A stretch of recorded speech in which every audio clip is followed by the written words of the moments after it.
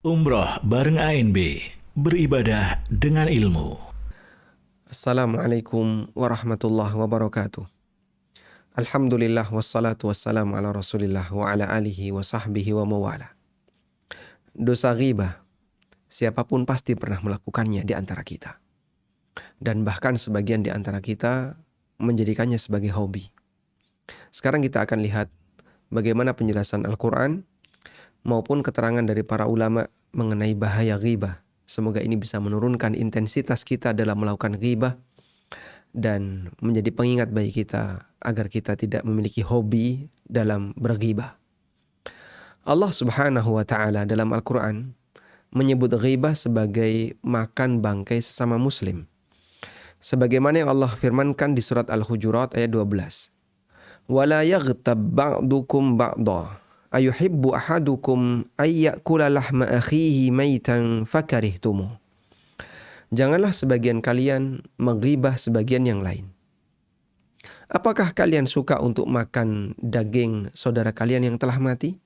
Fakarihtumuh, yang tentu saja kalian akan membencinya, tidak menyukainya, akan merasa jijik dengannya. Karena itu para ulama mengatakan bahwa praktek ghibah adalah perbuatan kezaliman. Dan zalim tidak akan pernah dilupakan oleh Allah Subhanahu wa taala. Di mana orang yang dighibah akan diberi pahala dari orang yang menghibahnya, sehingga dosa ghibah akan mengurangi pahala orang yang melakukannya. Sebaliknya, objek yang dighibah, orang yang dighibah, dia akan bertambah pahalanya. Baik, kita akan lihat beberapa komentar para ulama dan keterangan dari para ulama berkaitan dengan konsekuensi ghibah.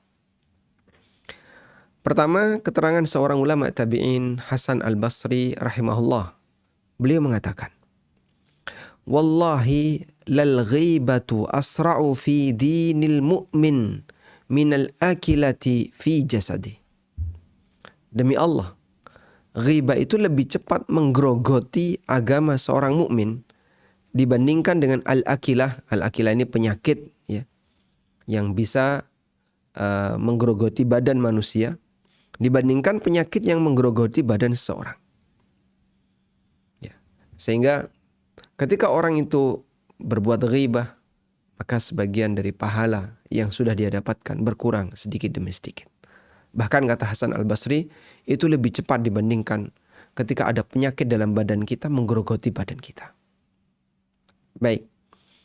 Kemudian keterangan yang lain juga disampaikan oleh Hasan al-Basri. Ada orang yang datang menemui Hasan al-Basri. Lalu orang ini memberikan info bahwa si A telah menggibah Anda. Lalu Hasan al-Basri mengirim 1 kotak kurma basah ke orang tersebut dan beliau mengatakan, Balagani annaka ahdaita ilayya hasanatik. Telah sampai informasi kepadaku bahwa Anda telah menghadiahkan pahalamu untukku. Fa'aradtu an ukafi'aka 'alaiha. Dan aku ingin untuk membalasnya. Fa'dzurni, ya. Karena itu saya mohon maaf, fa inni la aqdiru an ukafi'aka biha 'ala tamam. Maka saya mohon maaf, saya tidak mampu memberikan balasan yang setimpal. Karena yang bisa saya berikan hanyalah berupa rutab, kurma basah. Sementara Anda telah memberikan hadiah kepada saya berupa pahala. Masya Allah. Mungkin kalau ini terjadi pada kita, kita akan emosi. Si A menggibah saya, fulan menggibah saya. Maka kita emosi, kita marah. Tapi Masya Allah, Hasan al-Basri ketika mendapatkan informasi bahwasanya si A telah menggibah dirinya, beliau justru ngasih hadiah kepada orang itu.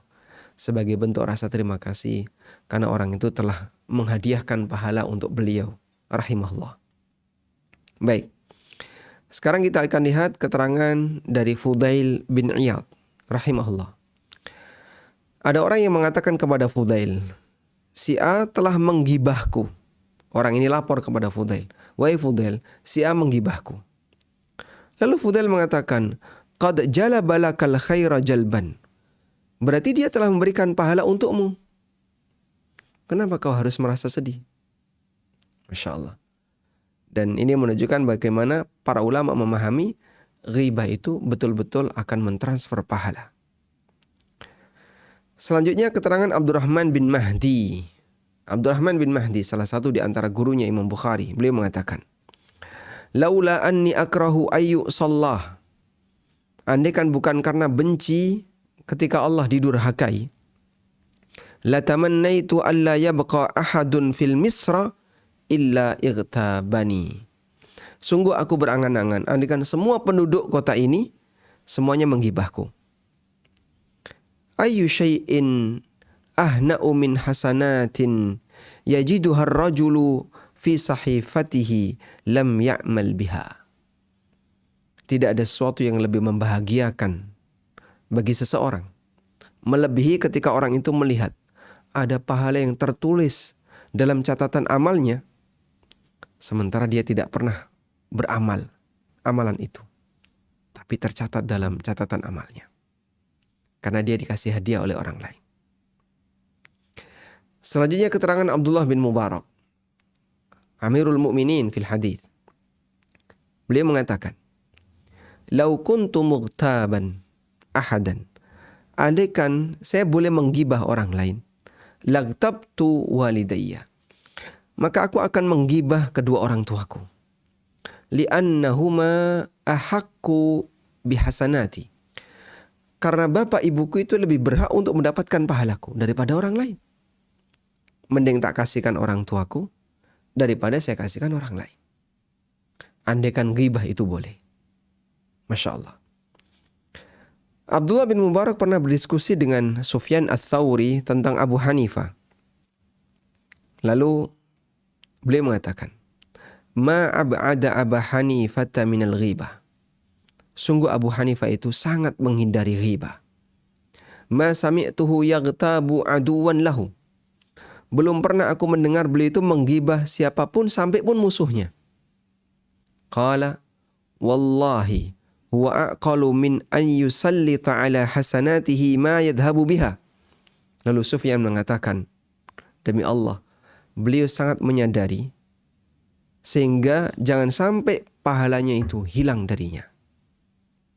Sehingga beliau anti dalam masalah ghibah agar pahalanya tidak lepas dan jatuh ke tangan orang lain. Kemudian juga keterangan yang disampaikan oleh seorang ulama tabi'in, Ibrahim bin Adham rahimahullah, beliau mengatakan, Ya mukadzib, bakhulta bidunyaka ala asdiqaika. Wahai orang yang pembohong, wahai manusia pembohong, pendusta, kalian bakhil untuk memberikan harta kalian kepada teman-teman kalian. Wasakhauta bi akhiratika ala a'daika. Sementara kalian menjadi orang yang pemurah, royal dengan pahala akhiratmu kepada musuh-musuhmu. Dan yang dimaksud adalah menghibah. Mungkin kita membenci orang lain, kita gak suka sama orang lain. Lalu ketika kita menggibah orang itu, maka pahala yang kita punya akan ditransfer kepada orang yang kita ghibah. Masya Allah. Semoga semua keterangan ini bisa menjadi pemicu bagi kita untuk selalu menahan lisan dan tidak memperbanyak dosa ghibah dalam aktivitas yang kita lakukan. Wassallallahu ala nabiyyina Muhammadin wa ala alihi wa sahbihi wasallam.